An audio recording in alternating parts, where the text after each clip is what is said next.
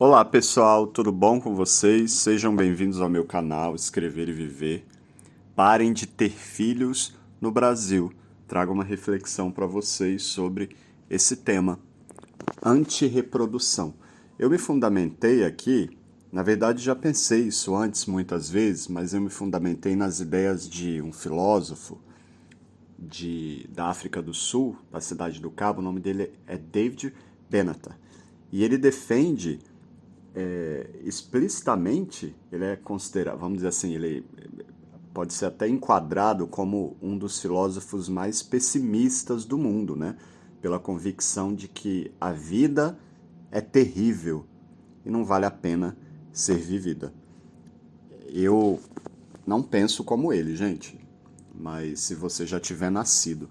Mas se você puder evitar isso, ou seja, para que a gente vai ficar colocando gente no mundo só para poder alimentar o nosso ego, né? Muita gente coloca filho no mundo sem saber a razão disso. Muita gente nasce simplesmente por uma justificativa de agradar o vovô e a vovó, né? De ter os netinhos, né? Uma relação bastante egóica, né? E isso gera uma sobrecarga na existência das outras pessoas. Na minha existência, por exemplo, que faço parte dessa nação do Brasil, nós já temos muitos problemas sociais, né? E se vocês observarem o padrão de desenvolvimento, ele não está relacionado. É muito difícil vocês verem um país dito desenvolvido nos modelos atuais com tanta gente, né? Geralmente os países assim que estão ali, os tops ali, né, as grandes potências, são países com baixa densidade demográfica. Inclusive, muitos desses países enfrentam muitos problemas a respeito da necessidade de ter ali gente trabalhando, né? Muitos brasileiros vão para esse país para poder atender essa demanda. Eu não vejo como positivo a gente ficar colocando filho no mundo sem um fundamento, sem um planejamento familiar, sem estrutura, ou simplesmente só para a gente não se sentir, para a gente não se sentir sozinho no mundo. Esse filósofo diz que a humanidade deveria parar de procriar até que todos os seres humanos fossem extintos da Terra. Para mim faz um pouco de sentido, sim. Mas esse autor lançou um livro chamado Better Never to Have Been. Melhor Nunca Ter Existido. Departamento de Filosofia da Universidade da Cidade do Cabo, na África do Sul. E é interessante porque a África do Sul é um país em desenvolvimento. Eu, inclusive, já morei na África do Sul. Eu trabalhei lá numa ONG como estagiário voluntário. E ele defende nesse livro que nascer é uma profunda desgraça. Eu vou pegar aqui parte dos argumentos do livro e vou trazer também para a nossa realidade. Eu acho que se ele defende isso numa perspectiva global, né? Se a gente pode pensar isso numa perspectiva global, imagina o que eu não posso pensar, o que a gente não pode pensar para a perspectiva nacional, né? E o mundo, gente, é uma máquina, mesmo as pessoas que têm seus privilégios sofrem muito. O mundo é uma máquina de sofrimento. Só que a gente tem a tendência de acreditar que a existência é muito mais pelos nossos delírios coletivos, né? Pelas nossas desilusões, pelas nossas psicoses coletivas também, dadas em uma perspectiva cultural, que viver é maravilhoso, né? Com os simulacros que a gente cria das imagens, da beleza, da roupa, das cidades plastificadas, né? Então, das fotos do Instagram vendidas, até da natureza, né? Das Maldivas lá, e você chega lá, a praia não é igual na foto, porque aquela foto ali tem essa coisa fabricada, ligada ao tempo que a gente vive, né? A esses simulacros que eu falo aqui no meu canal. Ele também fala que há muitas evidências psicológicas de que a gente superestima a qualidade de vida, que a gente pensa que é melhor do que na verdade é. Eu falei isso daí pelo Instagram e tudo, né? E eu não estou dizendo isso aqui de uma perspectiva religiosa, nem nada disso. Eu estou falando aqui de uma perspectiva racional mesmo. Não estou falando aqui de nada ligado a plano espiritual, a nada disso. E eu acredito também que, diante da nossa realidade, a gente deve repensar esse posicionamento de colocar alguém no mundo, né? Como se fosse uma coisa banal, né? Sem planejamento, sem saber da nossa realidade, sem saber da nossa própria existência, né? Se você não tem consciência nem de você no mundo como sujeito, para que você vai colocar outra pessoa no mundo? E aí, como é que você quer colocar alguém no mundo sem ter a consciência de você nesse próprio mundo? E você, quando coloca alguém no mundo, você acaba, diante das relações sociais hoje, apenas colocando ali, vamos dizer assim, lenha para fogueira. E no Brasil, então, num país tão desigual quanto o Brasil, isso é muito problemático. Eu não quero, se você não construiu, se já é difícil construir, né? Chegar ali ao poder, gente. Por que chegar ao poder, Anderson? A existência não gira só em torno de dinheiro, não gira, né? Mas quem é que quer viver? A gente sabe que se viver com dinheiro já é um sofrimento, viver sem dinheiro é o quê? Né? É maravilhoso? A gente tem que ficar aplaudindo e achando que é perfeito, que é muito bom, principalmente no Brasil, né? Aí tem que vir com o discurso de igreja, religioso, né?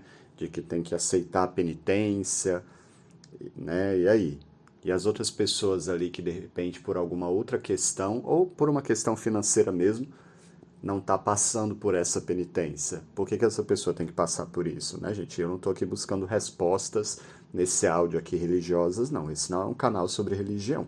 Eu estou falando de outras coisas. A gente vive em um país que tem muitos problemas. Quando você coloca alguém no mundo, você, além de implicar responsabilidade para você, e às vezes você não tem nem consciência disso, você está trazendo responsabilidade para um país e para um grupo de pessoas que vive nesse país, né? E se a gente observar os modelos de desenvolvimento, as nações ditas desenvolvidas ali, elas têm esses modelos, têm uma densidade demográfica não como a do Brasil, por exemplo.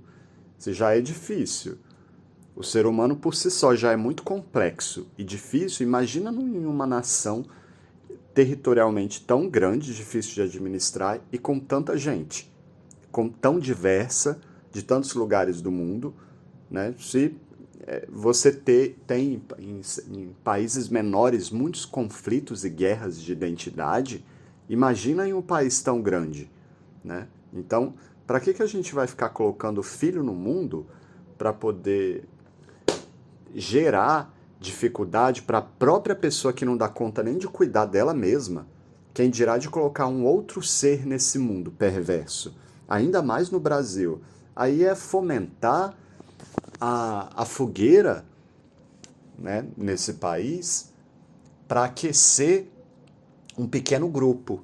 Então, eu acho muito positivo e até revolucionário pensar assim, que você não coloque ninguém no mundo para você não, porque mesmo que você queira incomodar, mesmo que você queira gerar algum impacto no mundo com isso, para você conseguir romper o sistema, para você conseguir entrar no sistema, e aí talvez você tenha uma percepção distorcida do que em relação ao que eu estou dizendo. Talvez você se considere ali, né, numa posição de poder que você não está, né? Você tem que se lembrar da sua fragilidade social ali diante dos seus privilégios, né? E quando você coloca um ser a mais no mundo, a sua vida financeira é reduzida. Você vai ter que fazer um planejamento ali e se sacrificar muito por uma pessoa, né? E às vezes esse sacrifício nem você nem vai dar conta em uma existência de auxiliar aquela pessoa, mesmo trabalhando muito, para que ela tenha um mínimo de dignidade. E aí eu acho que a gente tem que pensar um pouco, né? Só que tem gente, né? A gente vive em um país que a nossa cidadania é tão incompleta que há coisas básicas no Brasil, não, as pessoas não têm consciência de que o básico é o básico. E aí é como se tivesse de fazer um esforço muito grande para... É como se tivesse de fazer, não, né? É feito um esforço muito grande e as pessoas colocam isso naquele discurso da meritocracia, do empreendedorismo ali, a pessoa ali está morrendo de trabalhar, ela só é uma engrenagemzinha ali no negócio, ela se sente o empresário. Esquecendo que, e fica nessa correria, nessa euforia do trabalho, né, em busca do dinheiro, esquecendo que ela só está ali manutencionando uma pecinha para uma coisa muito maior, para favorecer quem já está ali no poder. Isso não é justo, gente. Isso não é justo e isso não deveria existir, né? Eu acredito. É um movimento contrário a nós mesmos. Esse filósofo também fala para a gente se lembrar, quando a gente for colocar alguém no mundo, principalmente da maneira que essas pessoas vão morrer em relação ao câncer, em relação às enfermidades, às doenças, em relação ao sistema público de saúde, em relação a toda a perversidade ao teatro mentiroso que o ser humano montou e manutenciona ao longo de séculos, apesar de dizer que está tentando mudar, mas a história se repete o tempo inteiro. Ele também lembra que nem tudo que é natural, apesar de o quesito reprodução ser algo natural, né, gente? Nem tudo que é natural é bom. Ficar doente é natural, por exemplo.